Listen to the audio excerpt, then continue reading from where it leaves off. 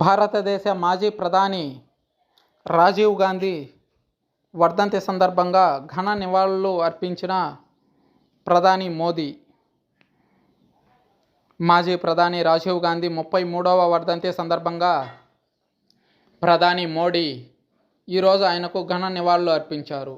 మన మాజీ ప్రధాని ఇందిరాగాంధీ కుమారుడైన శ్రీ రాజీవ్ గాంధీ గారికి నివాళులు అంటూ ఎక్స్లో ప్రధాని ట్వీట్ చేశారు.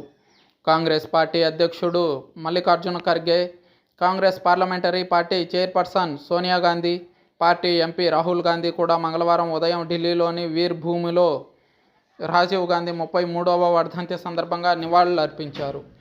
మాజీ మంత్రి చిదంబర్, సచిన్ పైలట్ వంటి ఇతర నాయకులు కూడా ఢిల్లీలో మాజీ ప్రధానికి నివాళులు అర్పించారు. 1984లో అప్పటి ప్రధాని ఇందిరాగాంధీ హత్య తరువాత రాజీవ్ గాంధీ ప్రధానిగా బాధ్యతలు చేపట్టారు. అక్టోబర్ 1984లో 40 ఏళ్ల వయసులో పదవీ బాధ్యతలు చేపట్టారు.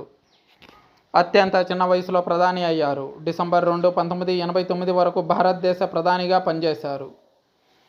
తమిళనాడు శ్రీ పెరంబదూర్ ఎన్నికల ర్యాలీకి వెళ్లిన సమయంలో liberation tigers of Tamil Eelam LTTE ఆత్మాహుతి దాడిలో మే 21, 1991లో మరణించారు శ్రీ రాజీవ్ గాంధీ గారు.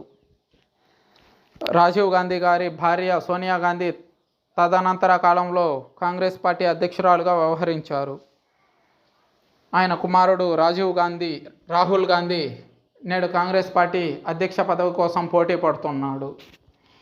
అలాగే ప్రధాని మోడీతో కాబోయే దేశ ప్రధానిగా ఛాలెంజ్ విసురుతున్నారు.